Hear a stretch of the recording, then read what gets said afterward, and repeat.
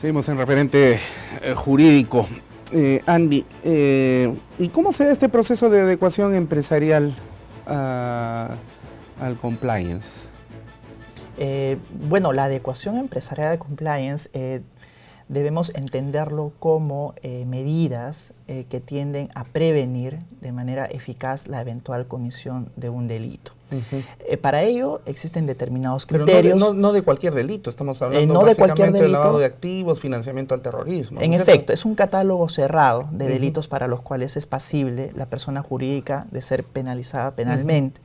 Y en este caso estamos hablando solamente delitos de corrupción, delitos de lavado de activos y delitos de financiamiento del terrorismo. Solo en estos tres supuestos puede ser pasible la persona jurídica de responder penalmente. Y para ello, para la implementación adecuada de un programa de cumplimiento, existen determinados pasos, parámetros, medidas que la empresa debe de tomar para que, dado el caso, dado el supuesto de una eventual comisión de alguno de los representantes, directivos o socios de la empresa de algún delito, ya sea corrupción o lavado de activos, esta pueda estar premunida y bien segura de poder acogerse a una mitigación o eximente de responsabilidad. Por ejemplo, eso depende mucho de la magnitud de la empresa.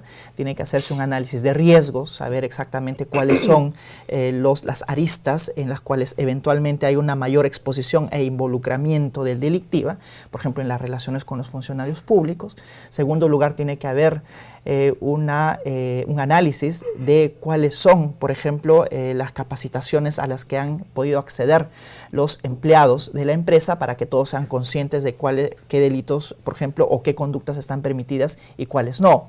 U otro, por ejemplo, el establecimiento de códigos de conducta o códigos de ética que le den al empleado un parámetro de actuación y éste pueda sujetarse a los mismos y con ello demostrar de que la empresa proactivamente está tratando de prevenir la comisión de cualquier ilícito dentro de la empresa. Esta adecuación trae todo un paquete integral, ¿no? Que es precisamente esto de modificar el código de ética cuando se tiene, porque cuando no se tiene hay que crearlo, ¿no? La introducción de un oficial de cumplimiento o el Officer Compliance, la reestructuración empresarial con su diagrama de flujos de cuáles son las relaciones entre las gerencias logísticas con la junta directiva de la empresa, qué sé yo, toda una serie de relaciones que la norma lo establece, porque justamente si es que llegara a ocurrir la realización de un ilícito penal, a pesar de esta adecuación,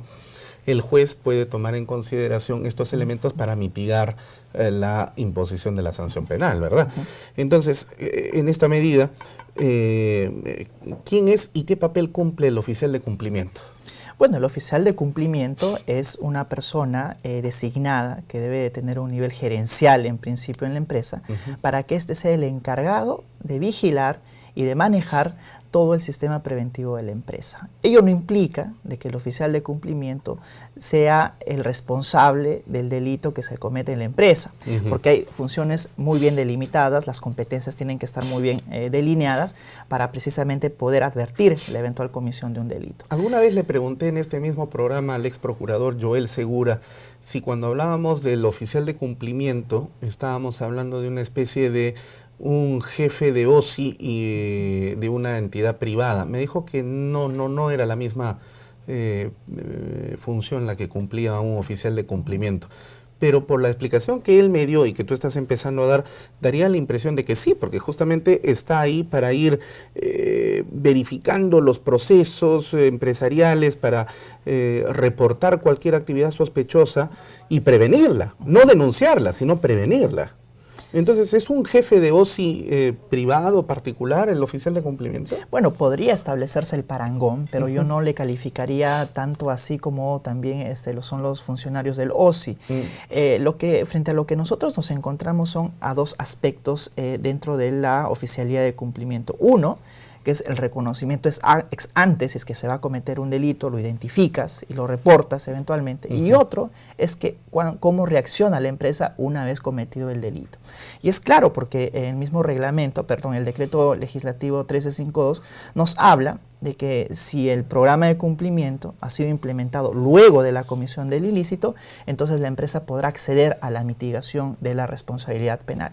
Y el otro supuesto, en el supuesto en el que previo a la comisión del delito ya la empresa cuente con un programa de cumplimiento eficaz, entonces ahí estaríamos frente al supuesto de que ya la empresa podría acceder a la extinción de la responsabilidad penal y ya no tendría culpa en el sentido jurídico penal. Y de acuerdo a ley, ¿cuáles son los sujetos obligados? Es decir, las empresas que tienen la obligación de hacer una adecuación de prevención de riesgos, incluyendo a un oficial de cumplimiento dentro de la empresa. Claro, habría que diferenciar claramente frente a qué delito nos encontramos, ¿no? Esta ley precisamente no obliga a las empresas a la incorporación ni siquiera de un programa de cumplimiento.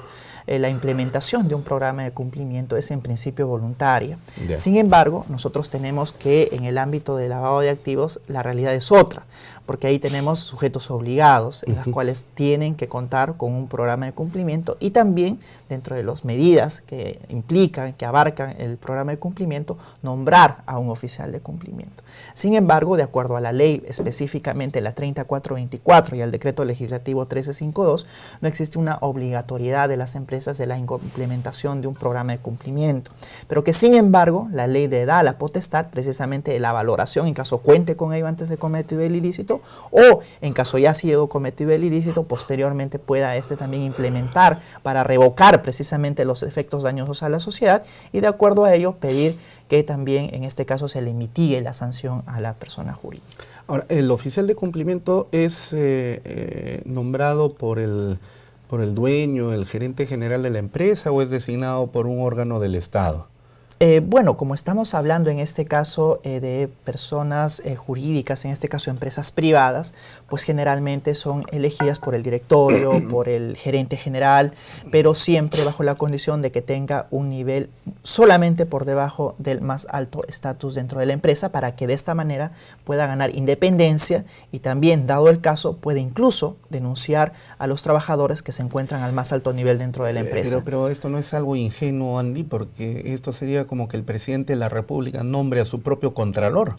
Si nombra a su propio contralor, ¿qué lo va a controlar? ¿Qué lo va a investigar? En efecto, es decir, podría en un principio pensarse de que este nombramiento no implica necesariamente una actuación objetiva, pero es precisamente eso, los criterios que luego se tienen que valorar. Por ejemplo, y este criterio que es el totalmente determinante, la independencia del oficial de cumplimiento. Es por eso que incluso dentro de los parámetros internacionales se exige de que el oficial de cumplimiento tenga un puesto o solamente uno por debajo del más alto estatus dentro de la empresa. Ahora, pero depende del dueño o del directorio. Depende en este caso, naturalmente, la elección del oficial de cumplimiento no es una elección que dependa de otros estatus, de otros estatutos o de otros institutos también, ¿no? Yeah. Aquí solo depende en principio de quienes dirigen la empresa y obviamente garantizando esto necesariamente la objetividad de actuación del propio oficial de cumplimiento.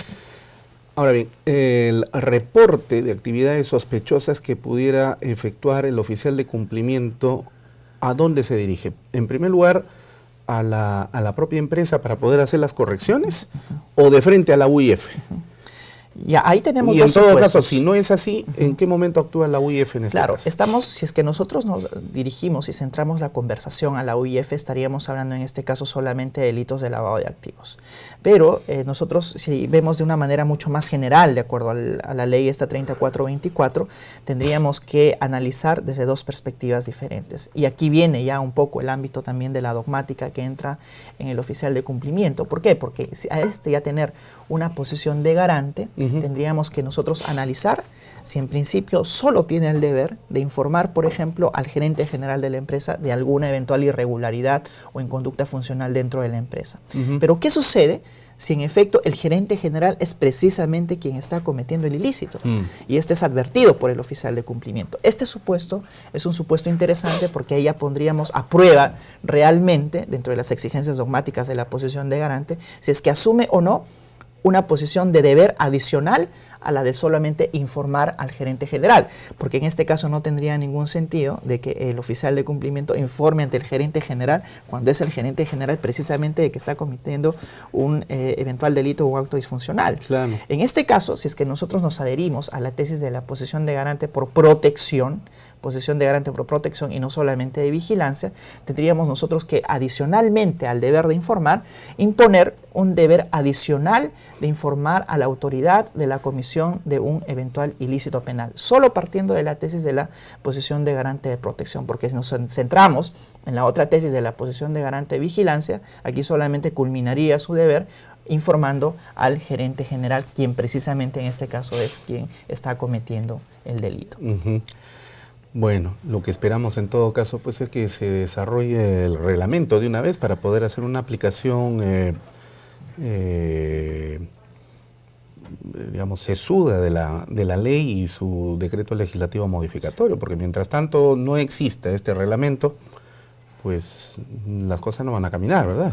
Sí, y es más, ya el reglamento, nosotros tenemos ya un reglamento precisamente que fue puesto a conocimiento del por el Ministerio de Justicia en febrero de este año.